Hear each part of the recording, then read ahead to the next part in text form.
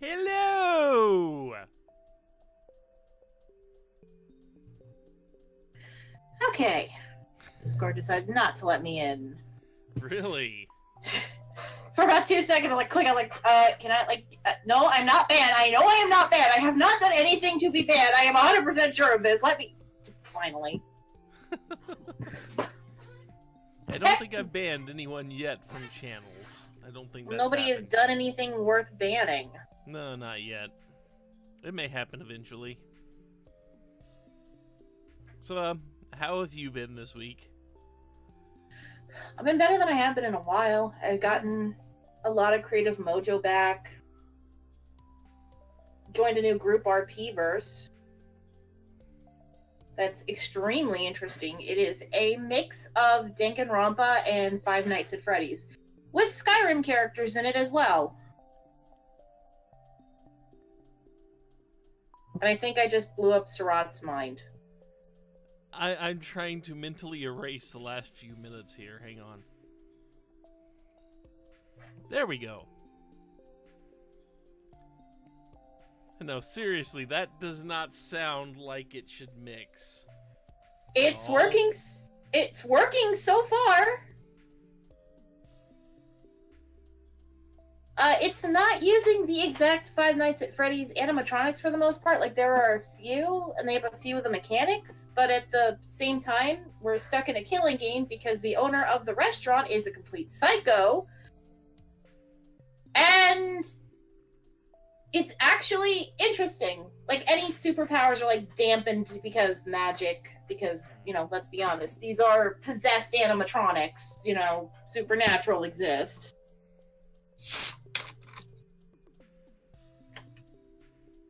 Not a show I watch. Insert rim shot here. I meant supernatural as in generic, not supernatural the show. I know what you meant. There are people who will take it seriously. I know there are. Those people no fun. But anyway. I'm aware of that, but yeah, I'm afraid of the no fun people. But yeah, basically, that's the group verse, and it's really interesting so far. And we've only like gotten into the first day, no murder or trial yet. Though we do have a few animatronics crawling around in the vents. I just spent the last week getting to know my new castmates, so, you know. Well, that's good. Also, dear God, I am admittedly a minor character. Because let's face it, the only time you see my character in the game is every other day for a few minutes. Even though big info dump from him. Oh yeah, there's a whole lot of history, and if you play the game a second time, you realize that the constellations and the stars that keep getting brought up actually have direct correlations to things that go on in town. They I kind of... They do. I mean, they're direct references to things that are going on in town. It's just you won't recognize them early. You won't recognize them on a first playthrough very easily because you won't see where they actually tie in until the very end of the game. But I mean, for example, you've got the constellation known as Big Snake. It's the road that choked off the town. The thing is, you have a feeling they correlate in some way, shape, or form because, well, simply put, they're brought up. I mean, they're there. It's yeah, and this game does not do coincidence. No, it Night in the Woods doesn't does not fluff. do or coincidences. Yeah, it doesn't do that. I noticed. Like, if it's brought up, it is more than likely going it relates to be somewhere. Every single person he gets brought up, you know, from the person who gets insulted by the king and, you know, goes on to just murder the entire king's family, to the person who went and buried themselves alive. That it all has direct correlations in the game itself, you know, in the current events. I have a feeling the king is correlating to the cult and the entire family getting murdered is May's group getting rid of the cult, which also ties into the buried alive thing. Like, yeah, it's kind of there, yeah. There are a few different theories about that, yeah, but the king is generally seen as kind of a correlation to the cult, and May is seen as Dower, basically. Yeah. The person that went in and killed the entire family.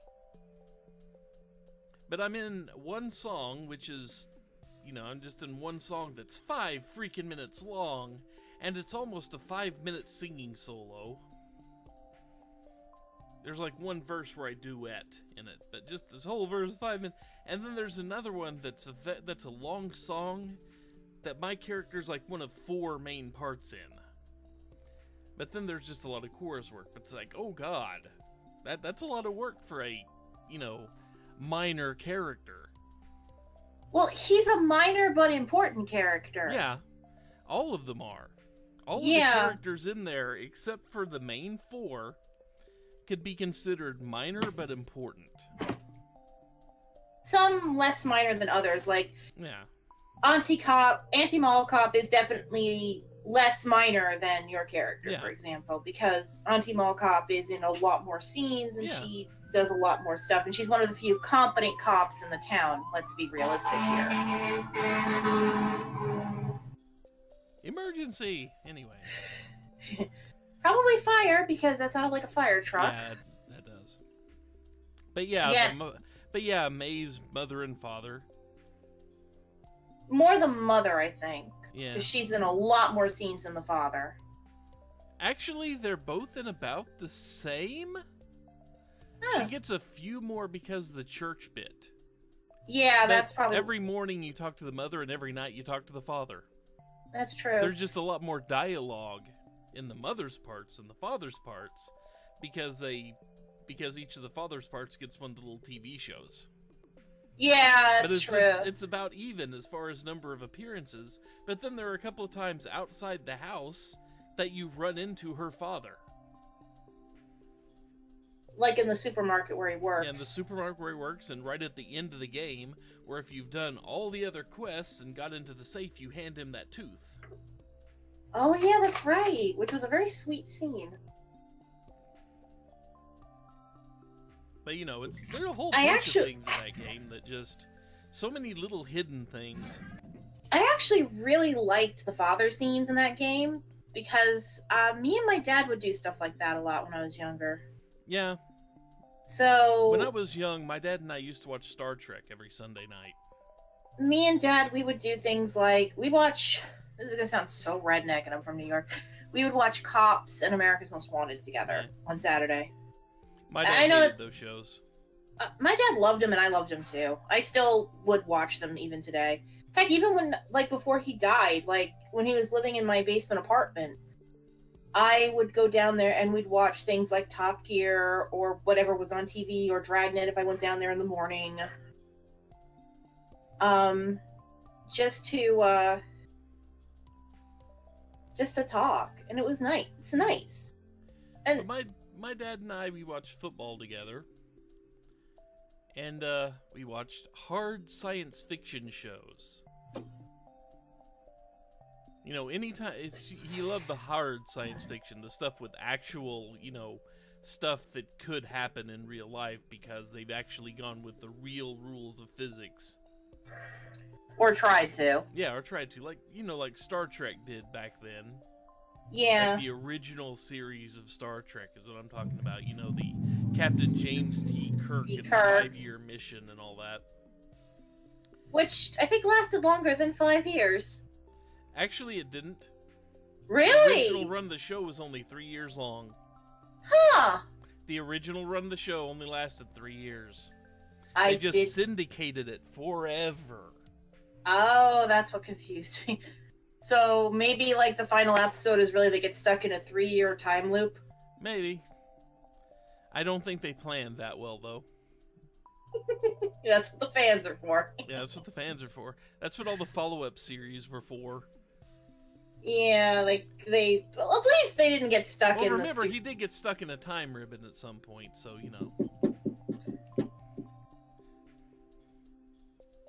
If you saw that movie. I think I did a long time ago. It was like I think it was actually called Generations. I think that was Star Trek Generations. It featured the next... Yeah, I remember that, like, Data sacrificing himself and all that crap. And then there was this whole time ribbon thing where Picard had to go in and pull Kirk out of a time ribbon. Actually, I found out something weird about Brent Spiner, the guy who played Data. He actually released, like, a Frank Sinatra-type album, and he called it Old Yellow Eyes. Oh, yeah. Oh, yeah. Because he is a competent singer, amazingly enough. So is Patrick Stewart, because I saw, like, a video of him singing, too. Patrick Stewart is, you know, no kidding, he is certified Shakespearean, basically. And he does, like, these goofy-ass roles! Yeah, he has fun with it. He's done the serious stuff. He's been an ultra-serious actor his whole life. So now he's, like... just having fun. He played the freaking poop emoji, for God's sakes. Yeah, he played the poop emoji.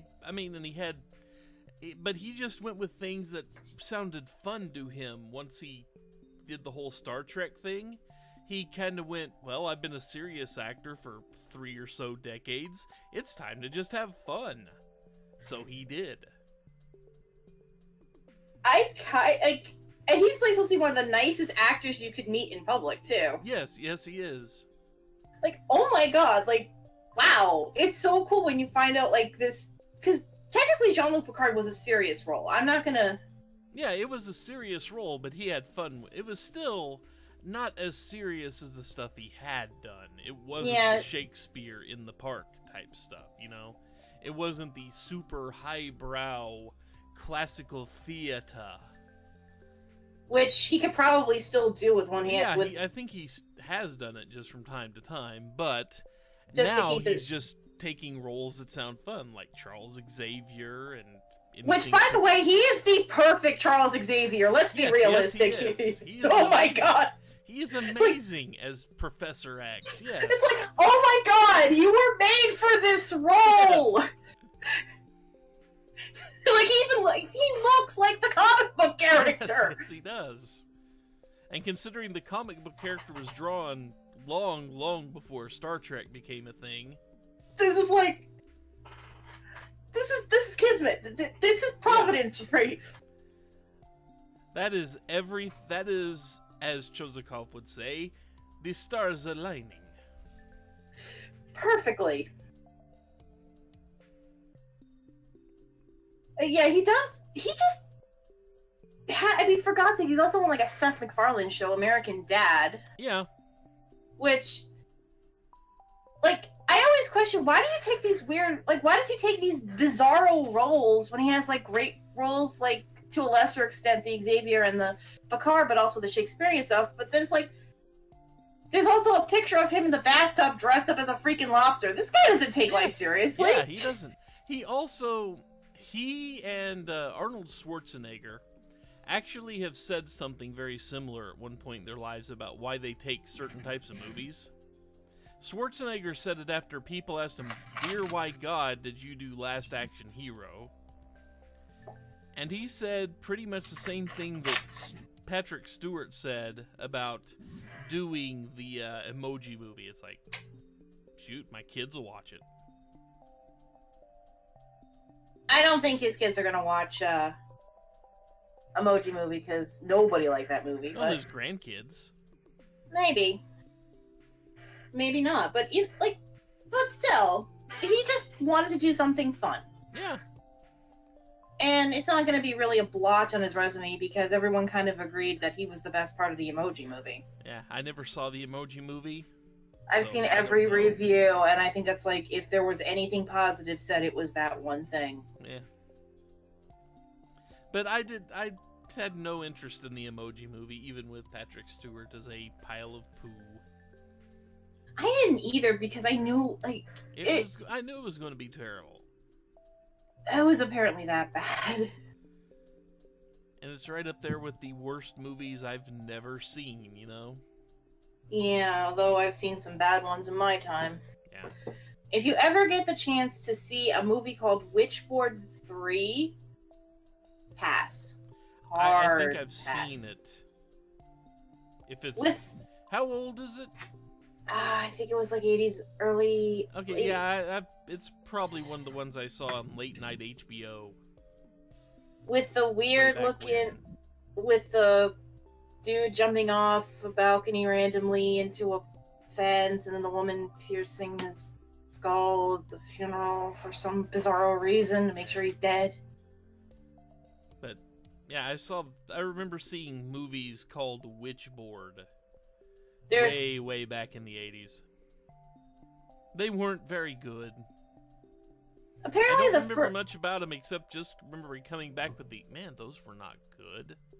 I heard the first two were okay, but I only saw the third one, and the third one was just. I don't know how a third one got made. I really don't. I really don't. Apparently, the first two are called classics. Apparently. I mean, I get it that it's going to resonate with some people. It's not going to resonate with others because I love the Evil Dead movies, and there are people that absolutely cannot stand the Evil Dead movies, and I understand why. I understand this. I understand that the Evil Dead... I'm not talking Army of Darkness. I'm talking Evil Dead 1 and 2. I kind of like those movies myself. It's like, but... I like them. But mostly because Bruce Campbell is able to play that perfect, that perfect musclehead character really way too well. I think he knows it, too. I mean, they made an Evil Dead TV show, and he was in that. Oh yeah, he knows that he hates the character.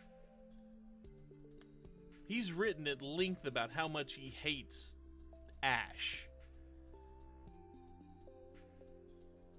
That's kind of sad, though, when you're typecast as basically that character. Which is... And then, did you ever... I mean, I would doubt you've seen it, but there was a, not exactly a biography, it was a mock-up of a biography. I think I may have They heard... Call Me Bruce. I think I've... Where it's a biography of Bruce if he really was like Ash. I'm guessing the real Bruce Campbell is a little more sensible. The real Bruce Campbell is like a, Deep Woods, Oregon type dude. I would not know what that is.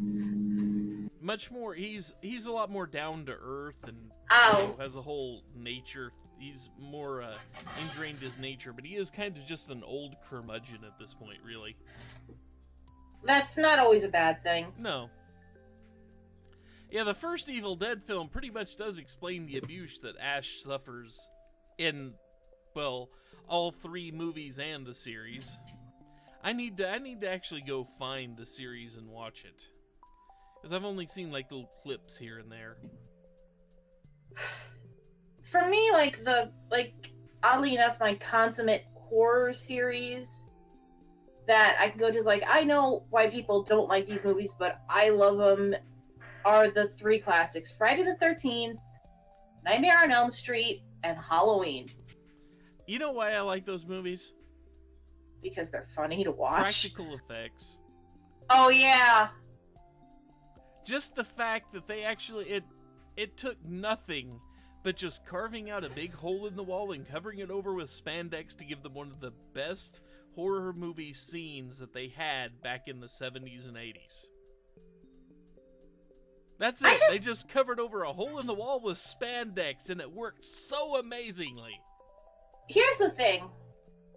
I like Friday the 13th because it actually kind of evolved for a while.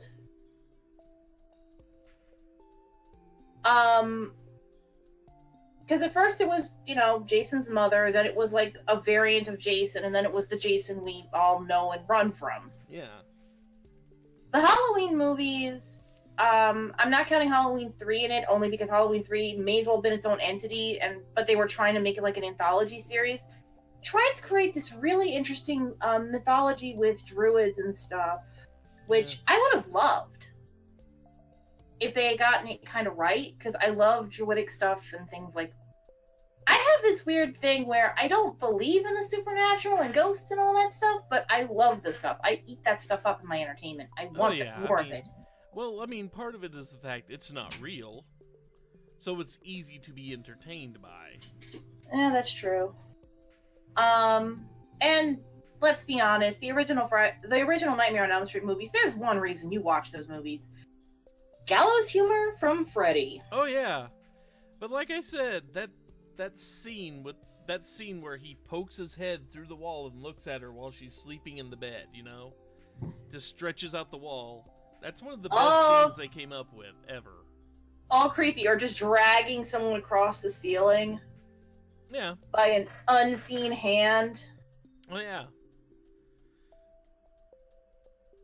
But it's still just so... Some of the stuff they managed to get away with, just kind of amazing. Well, I think it's because it's a horror movie, so it's meant to be... I don't mean the stuff they were able to sneak past censors. I mean just some of the effects they came up with. Considering they didn't have CG at all to work with. I'm not against CG myself. But I like the practical stuff so much better. I think you should try to combine them, because, you know, sometimes even practical effects, you can kind of see the strings. Yeah. I mean, if you can pull off practical effects where you don't see the strings, then you've got some talent. I just happen to like it when there's actually something there that the actors are actually interacting with. Yeah, that does make it It's kind of like, if you're going to do CG, take Who Framed Roger Rabbit as your template for how to do CG. And that's a good movie, although... Do you want to laugh? I learned do you know the actual source of Roger Rabbit, where it actually comes from? I used to know, but I forgot. It was originally a book called I think it was Who Offed or Who Killed Roger Rabbit or something like that. Could very well be, yeah. Yeah, it was like slang for murdering. Mm-hmm. But the book was really different from the movie, because the book actually dealt more with comic book characters as opposed to cartoon characters. Yeah. And certain effects would have been that would have just been ridiculous for Disney to do, like the word balloon spelling out and all this stuff, which was stuff that happened in the book. Mm-hmm. But the author of the book, interestingly enough, liked the movie better than his own book. So what he did in the sequel, who plugged Roger Rabbit, he retconned the original book to be a dream sequence by Jessica Rabbit. A nightmare, to be exact, because I don't want to spoil the book if nobody's read it, and I actually want to read it myself, but it got spoiled because I saw a thing on it. Oops. Let's just say a lot of the characters are very different from the movie, personality-wise, and, well... Roger doesn't fare so well in the original book. Yeah, probably not. As in... Yeah. But, you know, there are other things about, you know, Who Framed Roger Rabbit that you have to like. But if you're going to do CG, and they had to do CG a lot in that one, use that as your template for how to do it correctly. Actually make sure the actors have something to hold, something to interact with. I've noticed that when CG is done properly, that is something they do, is like they have a green screen version of what they're supposed to be holding. Mm-hmm. Like say it's supposed... I mean, for example, Mad Max Fury Road. The fact that, you know, they have Charlize Theron there with the sleeve on, so they can always have, you know, shows she's, you know, one-armed as far as the movie, you know, things like that, where, you know, to where you've still got a frame to move the CG object with, if you can actually follow the film. But you can green screen it out and put, you know, the prosthetic in there, that type of thing. And have it move as if it's the arm. Yeah. Because that's the idea. But that usually is the best way to do it, because it, instead of having to build the wireframe from scratch, you have something to work off of. It's motion capture, basically. Yep. Um, And you can actually see things that you can't see if you're drawing everything from pure scratch. Like, this object is going to cast a shadow if it exists in the real world. Where is that shadow? Can you see a shadow of it on screen at any point in time when they're sitting there holding up, you know, something that you're going to turn into this CG sword? I mean, if they're holding nothing, you have no idea which way the light sources are actually gonna be. Yeah. And yeah, and also, like, if the thing is, say, supposed to be glowing, you can adjust for that within the frame itself, because you obviously can't make it glow for the green screen, but you can adjust better for it. Oh, yeah. Because obviously, if the thing is glowing, that's going to affect the light too, but if you know where the light initially is, you can, like, adjust around that. Yeah. Actually, another fun Roger Rabbit fact, in a comic strip, they actually show what Judge Doom looks like. It's not that great. I know. So it was kind of disappointing. I learned this because I was curious, like, do they ever show what Judge Doom actually looks like? And there's not actually in the a movie. No, yeah, I know, not in the movie. It was like, only ever, you know, like, you know. I mean, right up until the point he died, he was in the human suit. Yeah, actually, I found out something about Judge Doom that makes him very interesting character-wise. He wasn't always a villain. Yeah. He was actually a regular cartoon, like, he was a stunt cartoon, like he could take more abuse than a normal toon, but he got hit so hard he started thinking he was a villain. Probably one of the great hazards they face. Yes, it is so weird to think about that, though. It's like, so this dude became a villain by accident, so maybe there's a way to fix him? Because they apparently resurrected him in it. Amonimus is back. Ah. We were just waiting and talking because we could kill time by discussing TV and movies. And interestingly, Amonimus is not muted.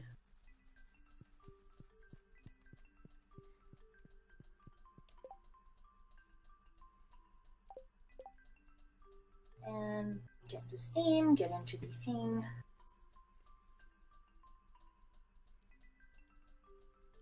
Where is here? Where's the friends menu? Jesus, damn.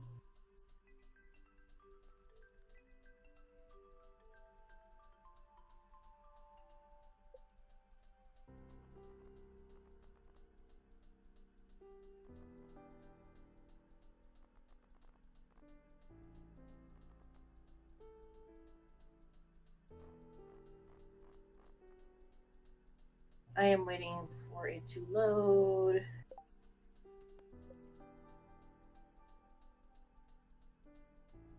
Amonimus has joined.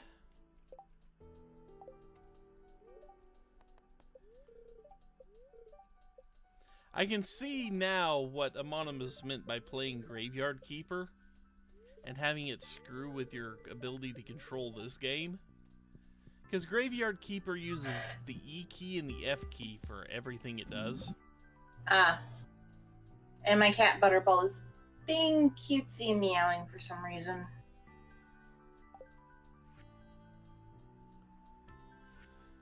And yeah, the Feast of the Winter Star, my significant gifter is Leia.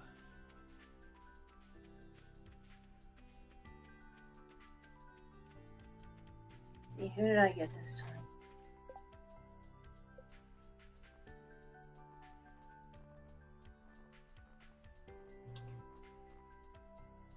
I mean, it doesn't matter if I gift anything good or not, because I've already got her at 8 hearts. See, yep, I am. Let's see, I've gifted everyone for the week.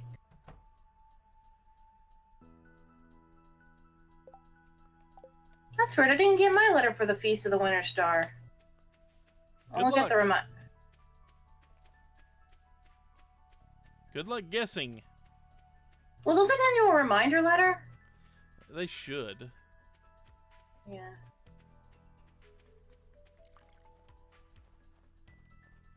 Well, my plan for the day is to grab some food and go to the mines again.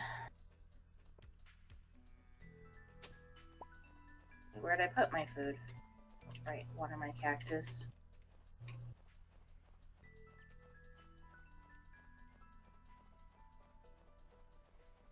You know, in real life, you'd only water that cactus like once a week.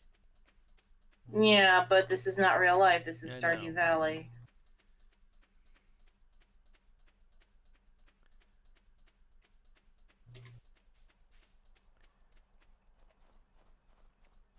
Wait for spring because we need truffles. Yes. This is true. We need truffles.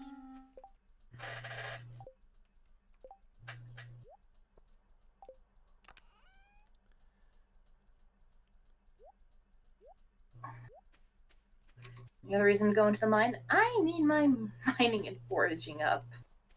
I mean, my mining and combat up. I think you're higher than I am. Yeah, but I want to get them all the way to 10, because I can't even make an iridium band yet. Well, neither can I. But that's also because we don't have a lot of iridium. Yet. I think Amonimus has been going to the mines quite a bit.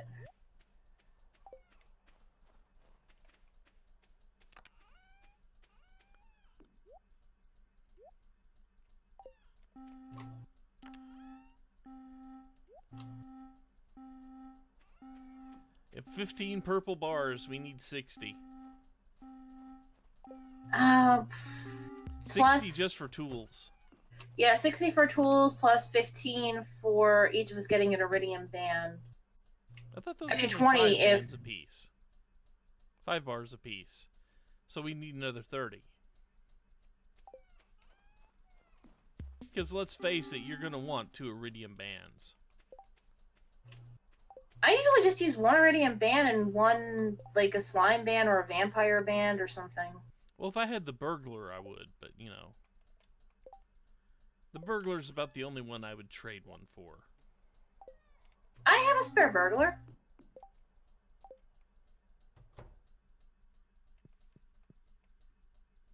You have a spare burglar ring? Well, I don't use the burglar ring. Because I think... Oh, yeah, you got the coal. You finished the coal thing, didn't you? Yeah, I finished it. I would say that's so... the only one I would trade it for going out to the Skull Cavern. Because I would want the big boost from the Iridium Band, but I'd also want any enemy to drop double items.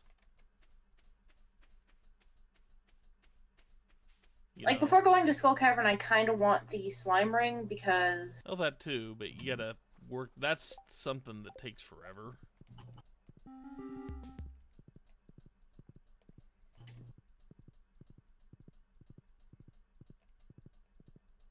Right now I'm going for Void Spirits and... Oh, yeah. Bats. That's what I need to do. I find going for the goals in the Adventurers Guild really helps boost up the mining and combat skills. Yeah.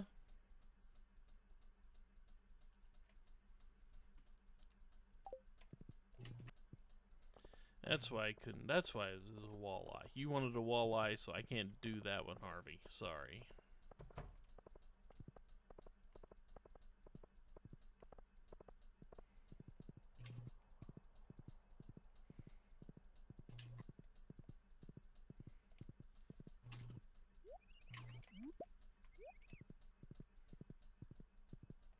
Yeah, we were just talking like pop culture stuff. Yep.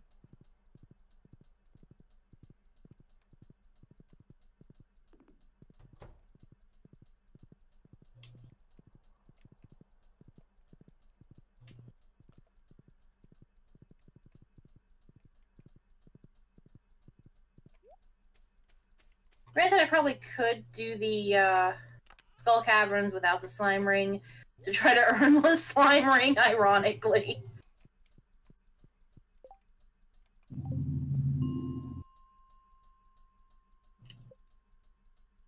But I am not ready for Skull Cavern yet. I would not dare go down there without 10 combat.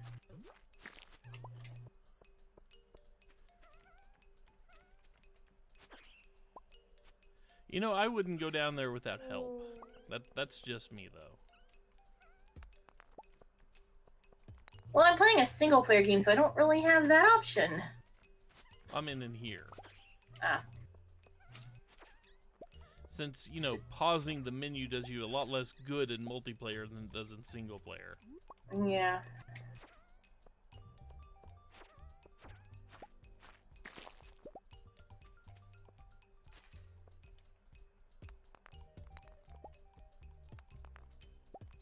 Though I do have a rabbit's foot in my single-player game, so I'm courting everyone.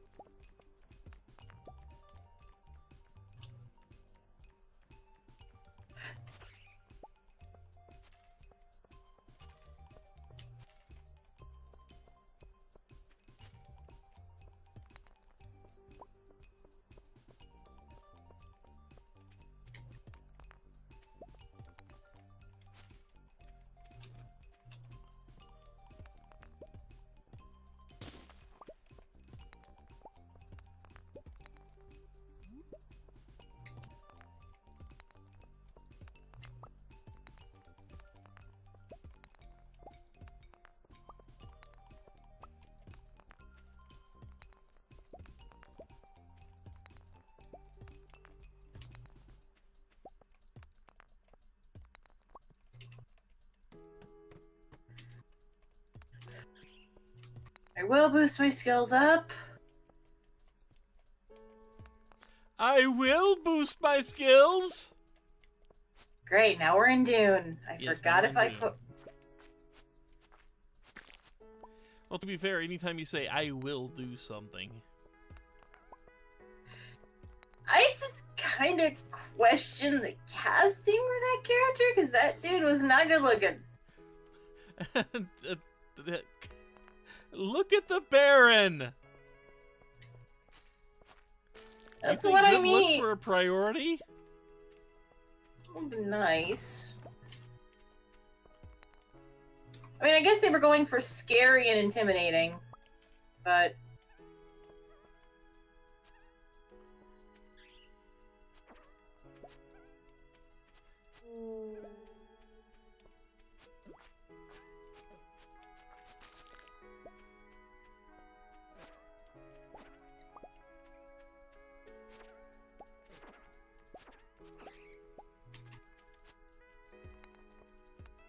In the remake, they'd probably get, like, Ron Perlman to play him or something. Steve Buscemi. Ron Perlman might be a better fit, because Ron Perlman actually looks like he could kick your ass.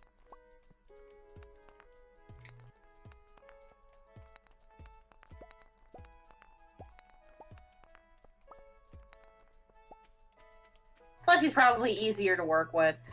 Probably.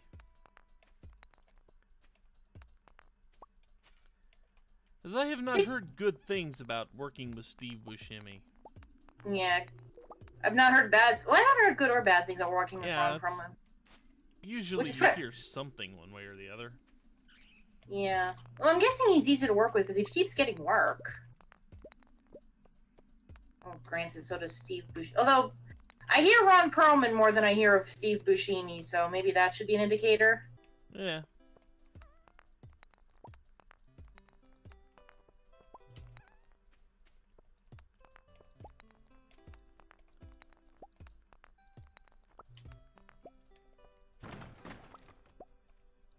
We are discussing what actors are good to work with. We're planning a movie or something. I don't know. Sure, that's why we're doing that. I will say, though, I'd probably just lean toward Ron Perlman anyway, because he did play Hellboy, and I liked that Yeah. movie. And I'd probably... Like, I need to get into that comic series, because that looks like a fun comic series. I've given up on comics. I never really got into them as a kid, so... I don't want to know what my cats just did. I don't Probably want to know. not. You never actually want to know, but... Yeah, I wasn't... I mean, I like comics and all, but I never really collected them as a kid. I mean, I studied the whole, you know, mythologies, if you want to call it that, of comics, more than anything. Like, I don't do Superman or Batman. I've given up on that. My universe is the DC animated universe, and that from the 90s, and that's it. If you want a good Superman, there is one I would recommend, and it's called Red Sun. I think, isn't that the one where he's communist or something? Yeah, that's the one where he lands in Russia. Yeah. Instead I've heard of the good... U.S., and he's, you know, Captain USSR, like he is for the U.S. at time, you know?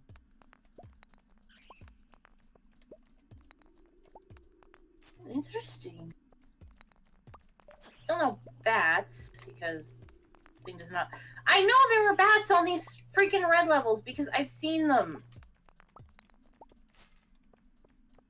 The bats, slimes, and void spirits. I'm getting the void spirits, I'm getting the slimes. I'm not getting the bats again. Again, I'm the one person in the history of video games that's actually asking for the bats.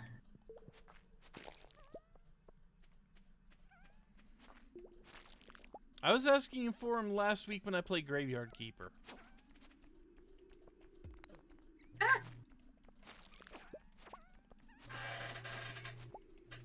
I am not going to die to the freaking bats! Thank you very much. You sure about that? Seeing as I'm here and alive. Oh well. They will have their day. Don't give them ideas. The I think slimes... they already have that idea. Slimes don't need it. But the bats need a pep talk. No, the bats I kind of want. Plus I can kill the bats in like one shot.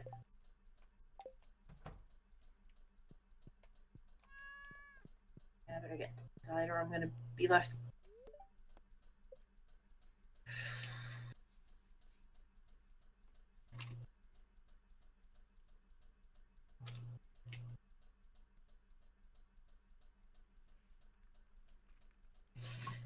Oh.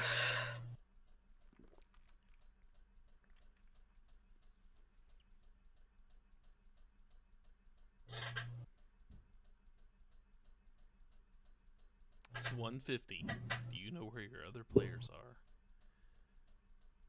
I'm in bed. You're in bed. Amonimus. Poof. We are waiting for Mon.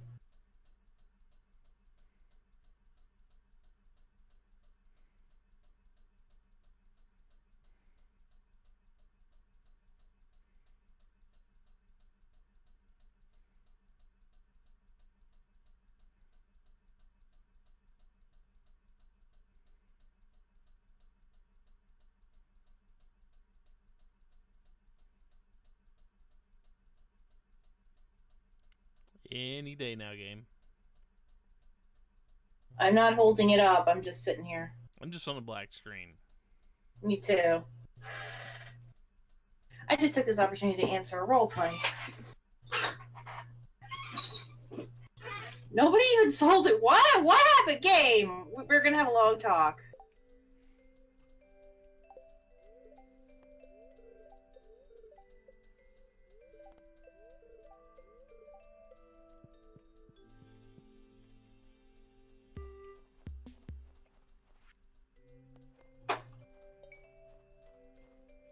And Gus wants his coconut. Do we have enough coconuts?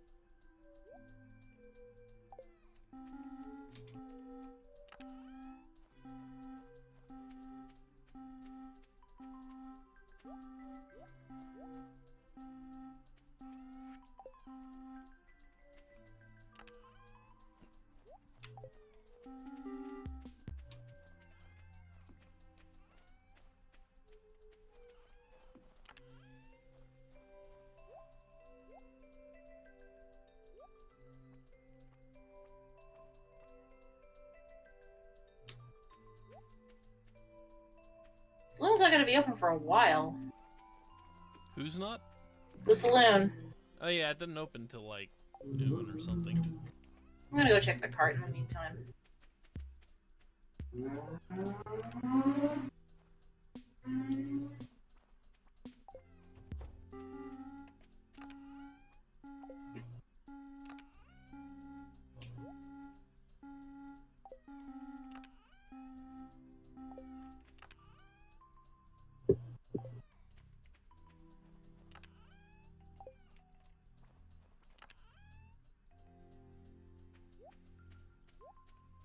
Well, if we really, really, really needed a coconut, the cart had us covered.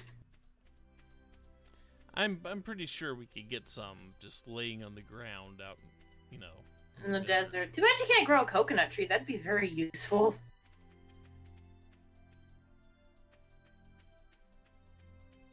I forgot to... Yeah, I forgot to...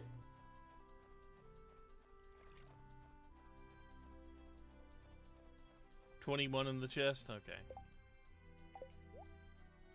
Thank you, game. I forgot to check this yesterday.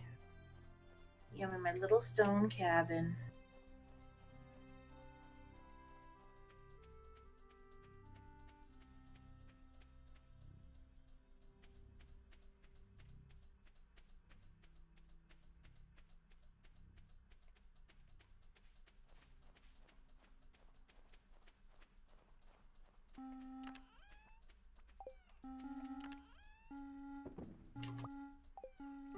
Also, I may start stealing honey because I found out a few characters like wine and mead. So I might make some personal, I mean, kegs. I know a few of them like wine, but I have never paid attention to mead. Willie likes mead. It's one of his favorite gifts. Huh. See, I think I have plenty of wood. Grab an oak resin, one iron, and one copper bar. So I need 2 of each of the other 3. I'm gonna make myself 2 kegs, one for wine and one for mead.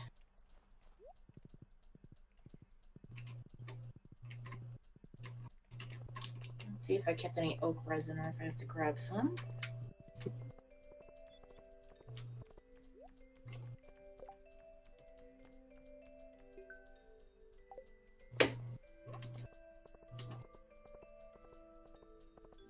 Hello, Butterball.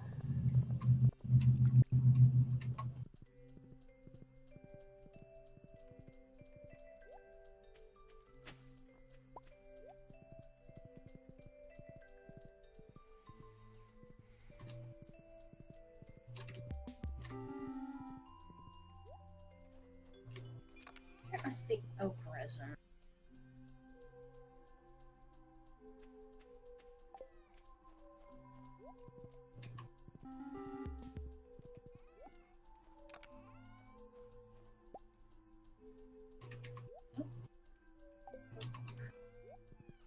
No. I am blind. There it is. Okay, where are we keeping the oak resin? Oak resin? It was over here somewhere. I can't seem to find it. Gray chest. Silver chest. Silver chest? I didn't Like see the it. first slot. Oh, I'm blind.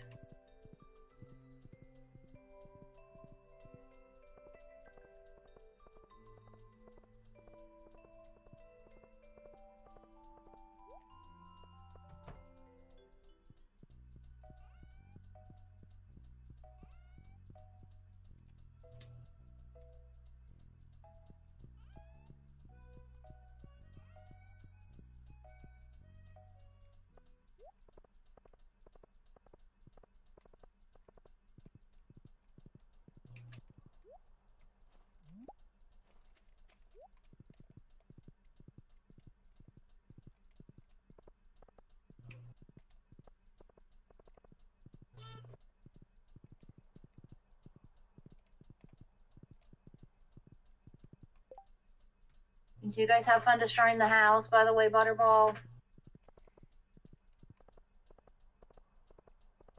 Thought you were talking to us. No, my cat. He's sitting on my computer tower. Harvey, where are you hiding now?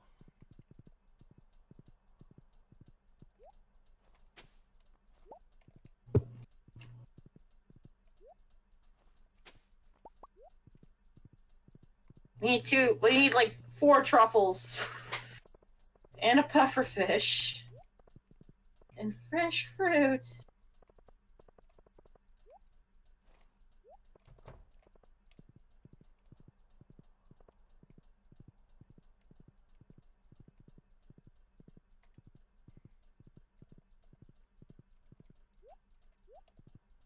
My cat is staring wistfully into the distance.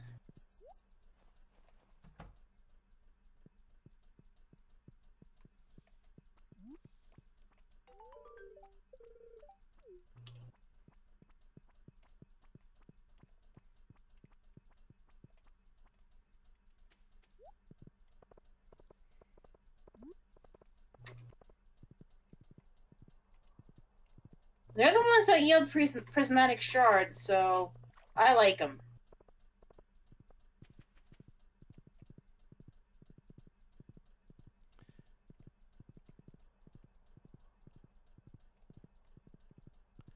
Where the hell did Harvey hide all day?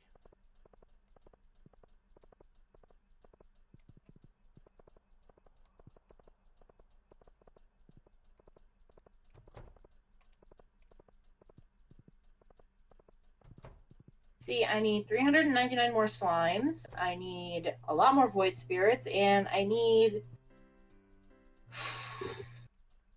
61 more bats.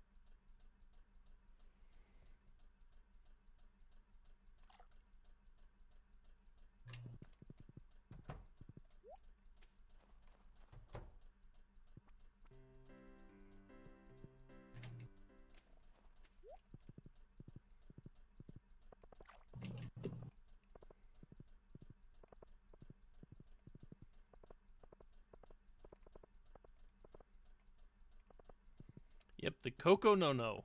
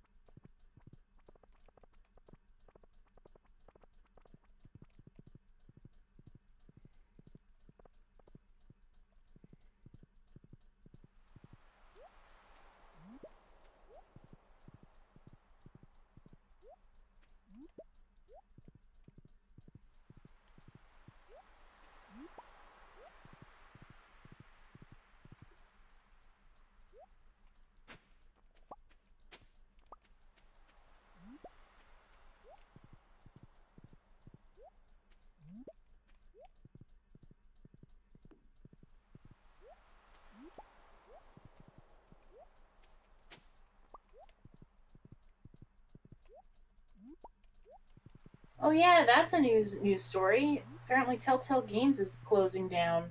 Yeah. Yeah. Not even going to get to finish their Walking Dead.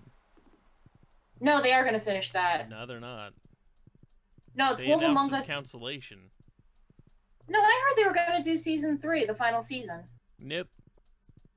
The I only know thing Wolf they were finishing, the only thing they were confirmed to finish up was their little Minecraft story mode for Netflix. Huh, I heard something different.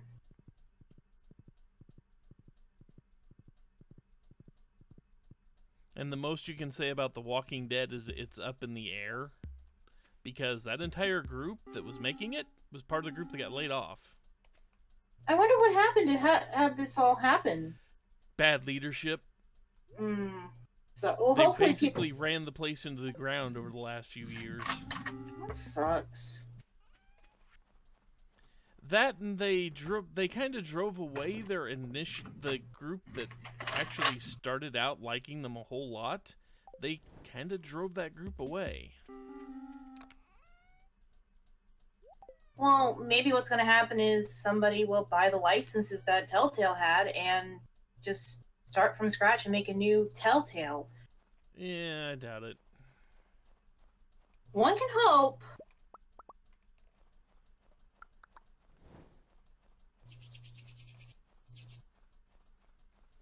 Yeah, one can hope, but I wouldn't hold out much hope. Because the licenses Telltale had were not cheap licenses.